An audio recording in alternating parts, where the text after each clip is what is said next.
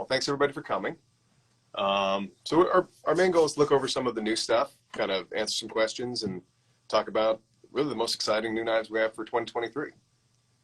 So, Andrew, let's talk about the ZT. What do you think you'd like to talk about first? Okay, cool. So first up, we'll have the ZT6. Yeah. Go ahead. So you guys, I'm sure you've already seen this, but we're just so stoked to bring this one to market. It's been a long time coming. Yeah, do you want to tell them a little bit about just like the inspiration behind it and what, kind of the vibe we wanted to create with this was? Sure, yeah. So years ago when ZT started as a brand, we had a knife called the ZT9 that was a bayonet. It was very, very big. It was really cool and really overbuilt.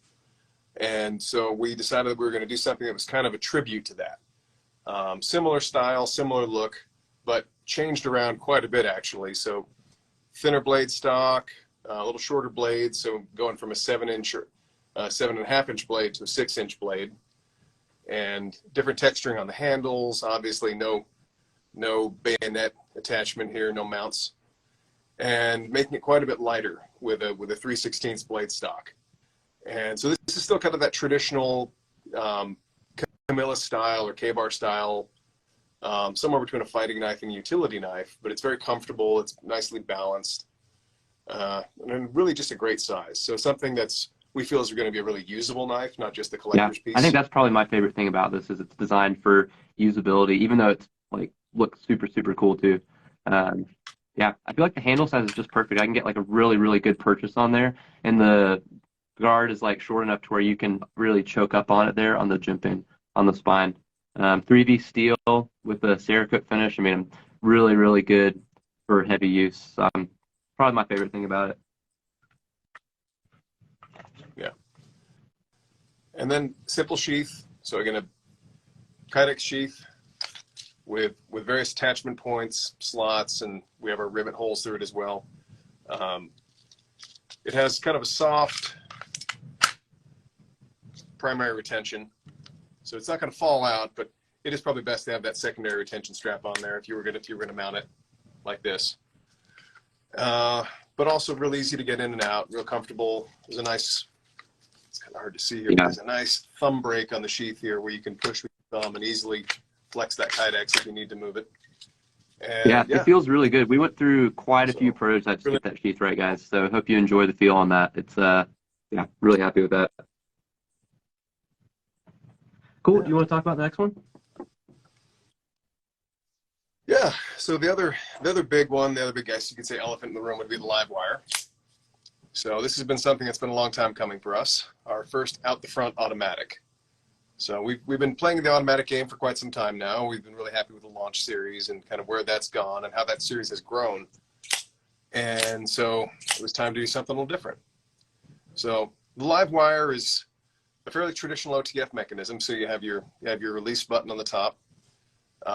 Nice texturing on the handle, so you get a little bit of grip where your thumb tends to land, and a little bit for your pinky and your smaller fingers down here.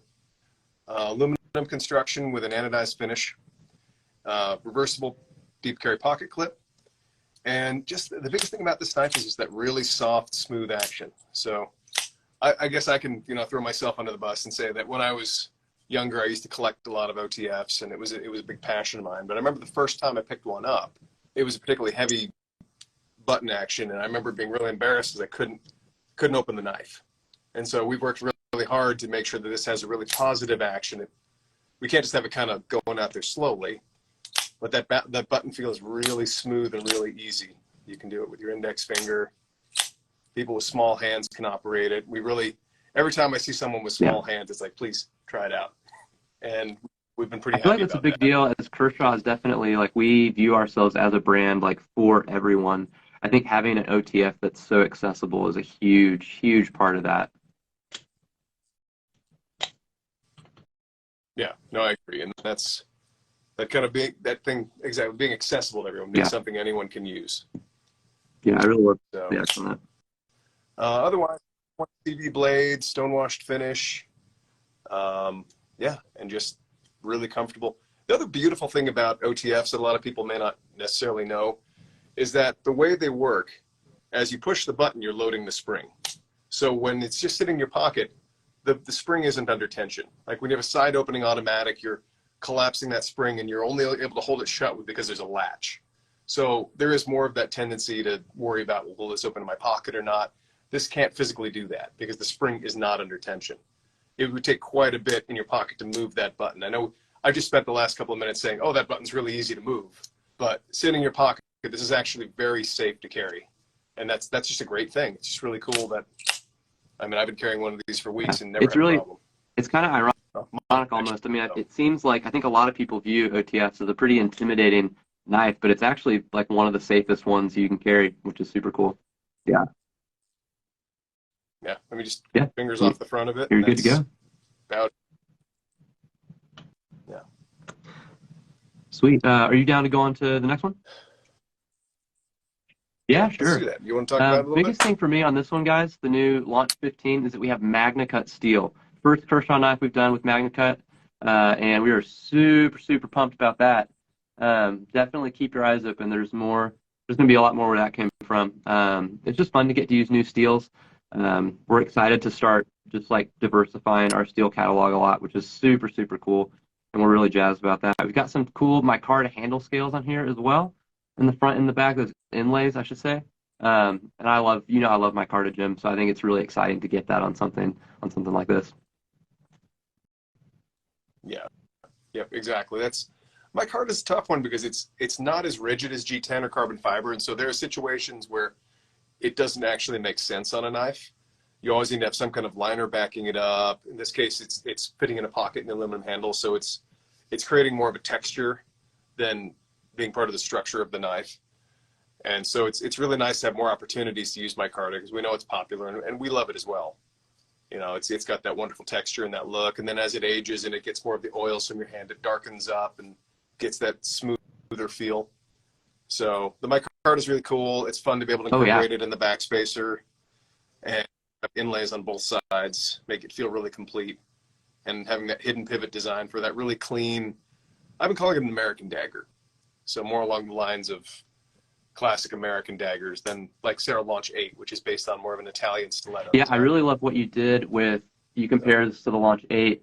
That's a lot more like hooks, and these feel a lot more beefy. And I really, really like, it's a more modern take on that. I think you really knocked that out of the park with this one. Love that detail on the back too. It's definitely a bit beefy. Yeah. Yeah, it's definitely meant to be a more beefy, usable blade. It's meant to be something that will be a little less likely, a little less prone to having issues if you were to, we don't want to pry on it. It's a little tougher. And using Magna Cut on that is like perfect. Having a steel that's known for toughness and edge retention is like perfect for that. Yeah. It's really exciting to get to use Magna Cut. So we're looking forward to using that on more things as well. We've been testing it out. We've been really happy with it. Cool. Let's talk about the Duralocks. I feel like this one will probably be just more of a brief overview for you guys, and we might go into a couple details we like, but you guys have probably seen videos on them already. Which one do you want to begin with, Jim? Okay. Why don't you start with the Iridium? This is definitely, of these, selfishly, this one's my favorite. Super happy with how it turned out. Definitely trying to shoot for something with a little bit more of a elevated aesthetic. I think it's really fun as a designer to get to look at just the different trends that we've seen, and getting to bring something from like kind of almost outside the knife industry into a product like this is really, really satisfying and really fun. So yeah, I'm really happy with how that turned out. Yeah, sometimes it can be difficult to pull something back this far and keep it really clean. And there's that challenge where you keep it that clean, you always run the risk of having it be kind of boring. And this one manages to be clean and classy, I think. And I think really in talking to people, we released four Duralocks, 4 of these crossbar style locks. And thus far, from everything I can tell, this has been our most popular model, the Iridium. So it's got that slim contoured handle, really smooth, easy action. It's got that real nice flickability where you can just open it, drop it closed. Really comfortable to use. Nice deep carry pocket clip. And I really like the bronze accent on the back of the handle. It's just that little pop of color I feel without like with being the design overbearing. this minimal, you need So still something like something you need like a pop on something that's so pulled back otherwise. but I mean, a knife is just as comfortable, in your work pants as it Yeah. is in suit pants. So the iridium. Yeah, let's do that. Then you want to move on to the heist. It's more of like we're shooting for this one to be more of your kind of like everyman, just like workhorse kind of knife. It does have a really thin slicey blade though. D2 steel, glass filled nylon handle scales with full liners. I'm really glad that we did that on all of these. They have a little bit more of a little bit heftier feel, even though it is so slim. Yeah, yeah, they feel very rigid, Yeah. in spite of not being particularly heavy. And yeah, the heist really has that more of a working knife feel. It's got a nice drop point blade, D2 steel, and D2 steel on all of our new Duralocks, to clarify that. And then it's a little harder to see on camera, but it's a really fine but grippy texture, almost kind of a Magpul texture, if you will, that finer raised texture that manages to somehow be grippy, and yet it really doesn't get too hung up on your pants. So it provides a solid grip. You're not going to lose this if your hands are wet or have it slip. And yeah, reversible deep carry pocket clip. We have a lanyard attachment hole if you want to add a lanyard to it. And just comfortable size. I think this is 3 1/4, right in there. 3.3. Yeah, it's nice. It's a little smaller than the iridium. Feels really good. Perfect. Especially if you have, I definitely have a little bit smaller hands. I think we've talked about before, Jim, your hands are a little bit more like, I would say, average size. Mine are a little on the small side, but I think this one fits just well, just right. Yeah. Let's talk about the covalent. I agree. So, yeah, so then we have 2 more Duralocks in the series. And these ones we decided to run as flippers. So you don't run as many flipper knives in the world of crossbar locks, but we worked really hard to make these into good flippers, knives that actually have a good snap to them. This mechanism doesn't necessarily lend itself to that. It doesn't lend itself to having a really stiff detent, because then you end up with a really uncomfortable button feel. But we worked really hard to tweak the geometry and take advantage of what we could to make sure that these had a really nice snap, and they're easy to open and they don't sort of flop halfway. You have lots of leverage on that flipper there. We have a pretty good detent, and the way that this blade is designed, we have a good hook in it, so it really gets a nice pop. But otherwise, I mean, you have glass-filled nylon handles, you have a fine texture on there. Again, that nice Duralock mechanism. We have a custom triangular pivot on this one. And then D2 blade, black wash finish. And yeah, just really comfortable, easy to use. Again, kind of a workman-like knife. Something you could carry and use, and has just enough grip to not be slippery. Yeah, I feel like the jimping on this one in particular, I really like. I feel like on that flipper, the positioning of that and with the grip right there, you get a really good purchase on that, which I think really helps. Both of these knives have excellent action for flipper Duralock knives. There's not a lot of flipper Duralocks that I've seen, or crossbar lock style knives that have flippers that I've been really satisfied with, but I think both of these have really impressive action. And they run on bearing washers too, which I think helps a lot with that. Yeah. And in fairness, there aren't that many crossbar lock knives that are flippers in general. So as Kershaw as a brand, we're kind of known for flippers. So we felt it was important that we released a few. So speaking of which, this is the other one. This is the Monitor. Wow, I'm forgetting my own names here. I got you. The Monitor, thank you. This is the Monitor. So the Monitor again has a D2 blade, and obviously all blacked out finish. We have a glass-filled nylon handle with a G10 style texture on it. Really nice flipper with kind of a straight up flipper that gives you lots of leverage to pull that. Slimmer blade again on this one. Got that thinner 90 thou blade. And a reversible deep carry pocket clip. So again, very similar features to the other ones. Just a different style and look and feel, but also very carryable and comfortable and easy to use. Yep, I love how slicey the blade is on this one. Really thin. It's really nice for EDC. Yeah.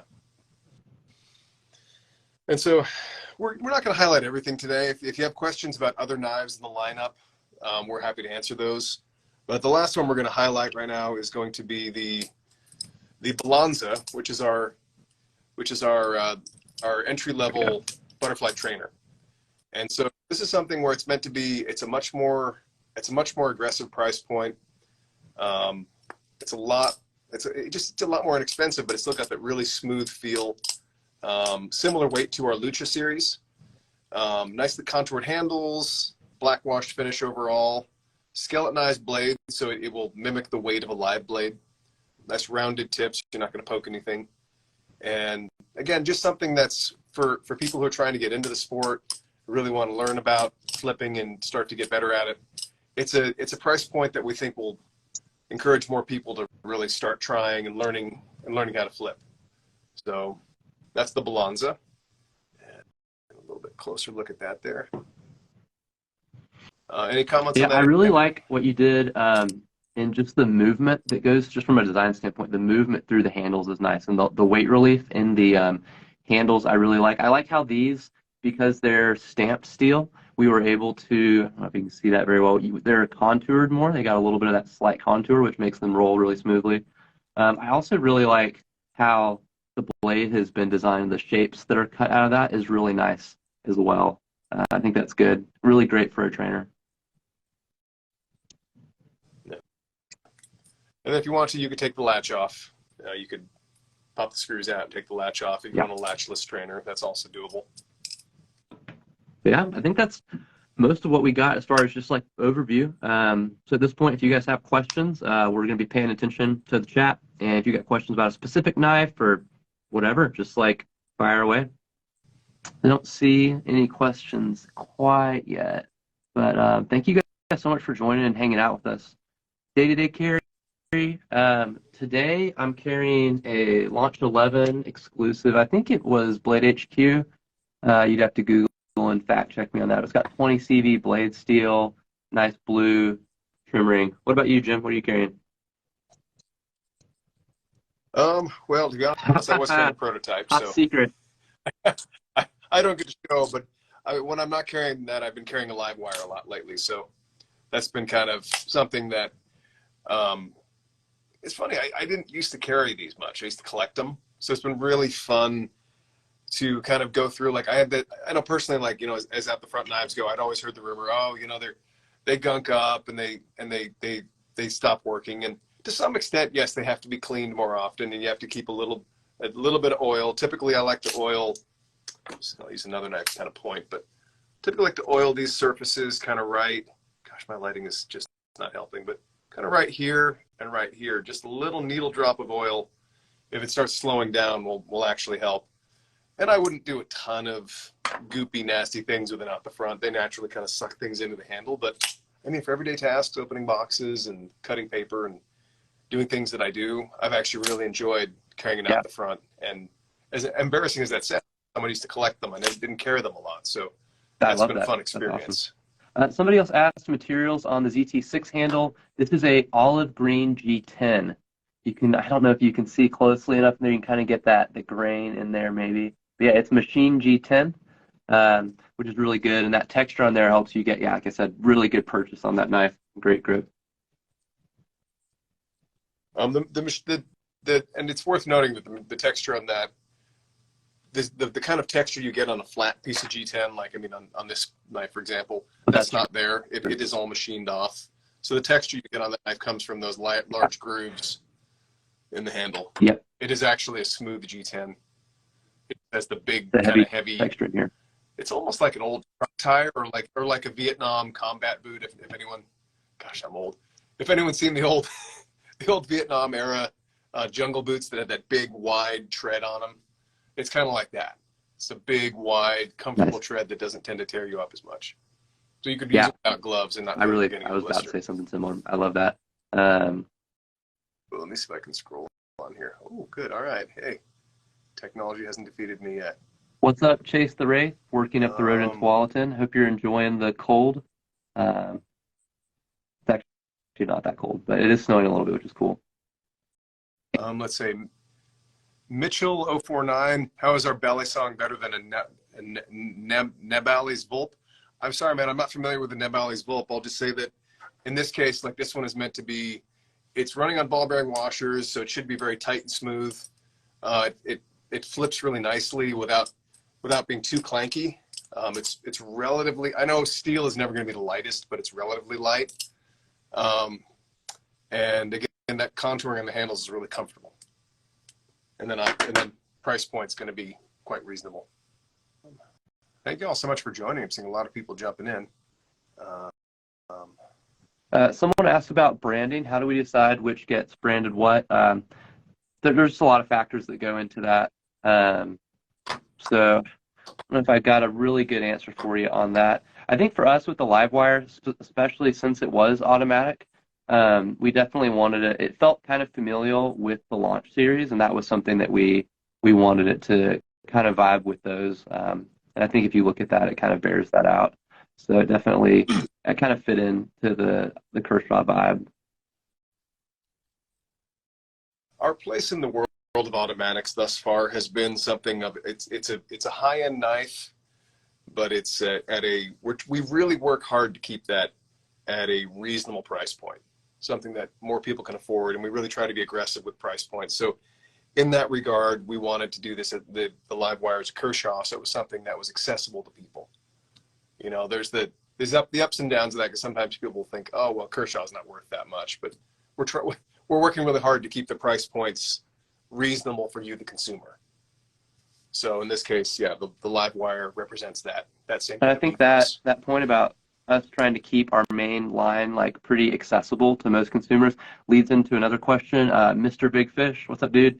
He said, any future use of more premium steels in your lineup?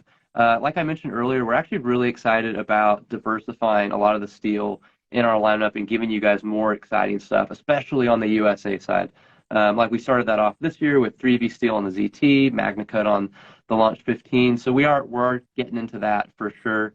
I think it really, Big Fish, depends just on the knife and like what we see it, what sector of the market we plan on it being in. For a lot of stuff, we're trying to have kind of the main version will have something that's a little bit more like accessible, like D2 or even in some cases like 8CR. And then a lot of times we'll do exclusive variants that are at a higher price point with a premium steel. So if premium steel is a really big deal for you and you see a knife and you're like, oh, why did they use, whatever steel? We're making knives for people at all different levels of like the knife buying spectrum, right? So that's a big consideration for us. But a lot of times we use the opportunity to, like a great example, my Launch 11 has 20 CV steel. It's an exclusive. The main one uses 154. So anyways, I don't know if that answers your question, but it really just, if you're really into the high-end quality steels, I would keep an eye out for exclusives, especially for the import stuff. You're going to find a lot more high-end steels on exclusives. Let's see. RF Ashley was asking, any chance of a standard dividend? We used to do a more of a economically priced dividend, and we at this point we don't have a plan to go back to that. We've actually had better luck with the higher end one with the composite blade. That one's actually done really well for us. Man, what was the other one I had here? Dwayne Troyer was asking why deep carry pocket clips versus the fatter clips like on the Skyline. I assume you're referring why deep carry versus standard carry, where they don't fold over and sit as deep in your pocket. We've gone back and forth on that over the years. We did deep carry for a long time, and we spent 3 or 4 years where we kind of walked away from that and went back to more of the standard carry where they stick up a little higher to your pocket. And we found people were asking for deep carry again. We kind of follow the market, I guess you'd say. And so lately, most of the people that we talk to have been asking for knives that carry deeper in their pocket. And so we've been coming back towards deep carry clips on most things. Yeah, I definitely love deep carry clips. Not that it's about just what I want personally, but I'm a big fan of those too. Someone asked favorite legacy Kershaws. I don't know how far back we want to go. I would say for me, I definitely like a lot of the I feel like for me the tilt I think is like a classic one. It's not a very like just different, I don't know, different vibe. I really like that one a lot. I feel like there was one that we did with RJ back in the day, like right before ZT was a thing. That one's really beautiful, and just how we incorporated a lot of the detailing into that. What about you, Jim? Your favorite legacy what was the question? Kershaw? Yeah. Oh, that's hard. I mean, a lot of the old, a lot of the old award knives when we were still branding them as Kershaw's. There were a lot of cool things. You mentioned I think you were thinking about the 3600 volt. That was an old favorite of mine. The 3500, the speed form, was also like a really beautiful art piece, really clean, very, very flowing. I loved that it had this character line down the middle handle, and the handle just broke away from that. Legacy Kershaw. There's a lot of cool stuff out there. Talon 2. I don't know if you guys are familiar with that one. That's like a throwback. My roommate in college had one of those. Loved that. That had really good action. Yeah.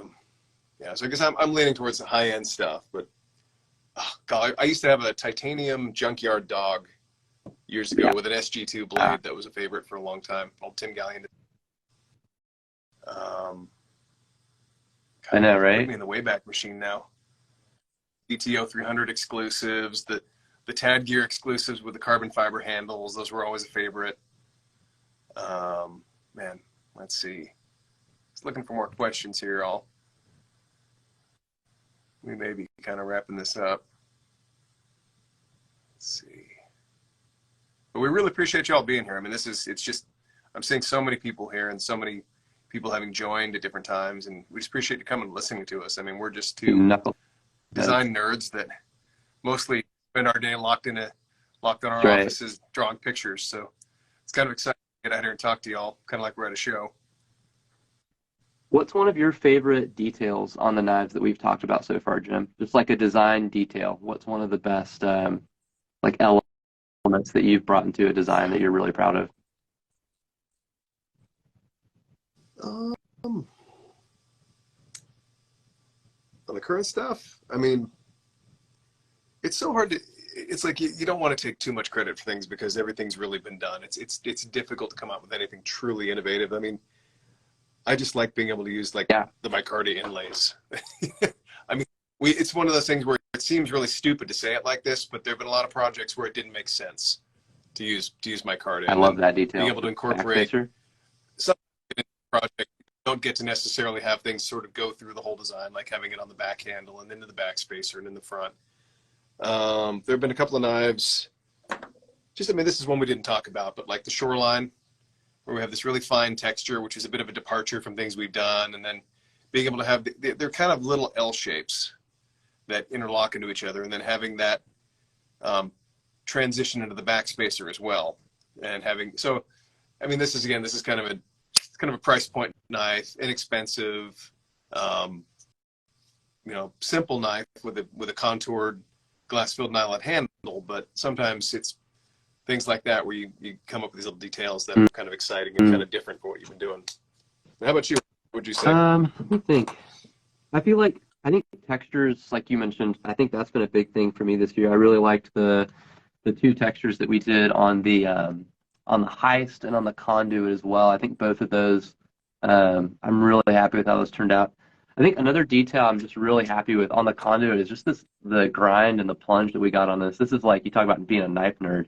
Like, just sometimes we'll get prototypes back from the factory and it's not quite what we envisioned, but sometimes they're even better. And this is one, just the hollow grinding on this blade is insane, you guys. It comes down to such a thin edge. Oh, it's beautiful. When I got this, I was like, I don't know. It was a cloud nine for sure. Yeah, it was really, really good. So I think that's something that's like I was super stoked about.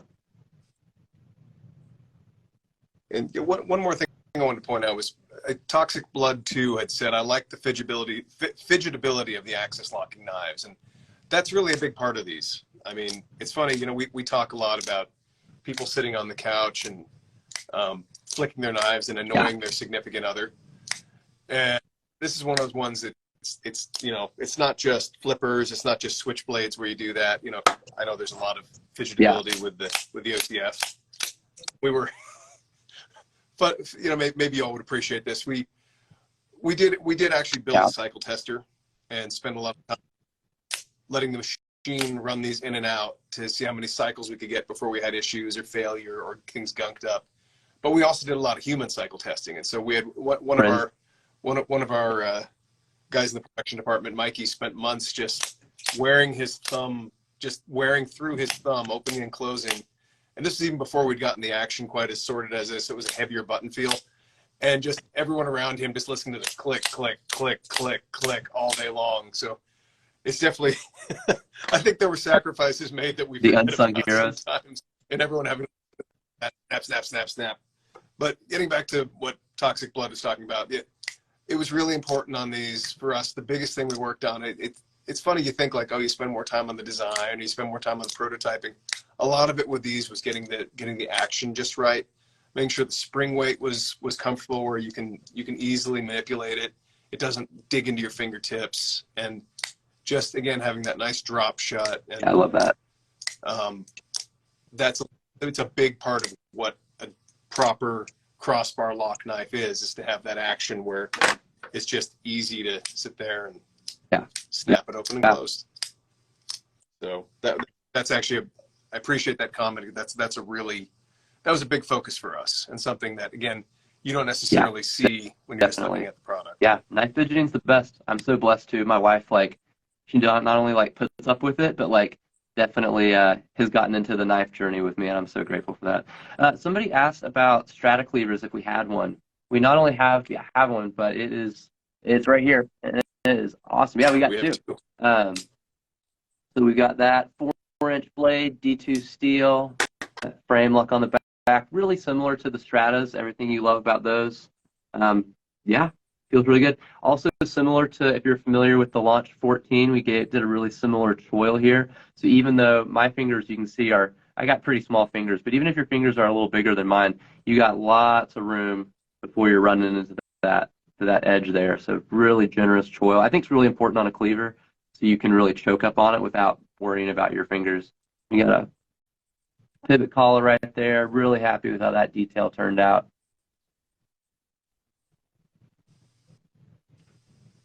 Yeah, that knife always reminds me of a straight razor as much as a cleaver, has that long lean feel to it. It's a nice departure.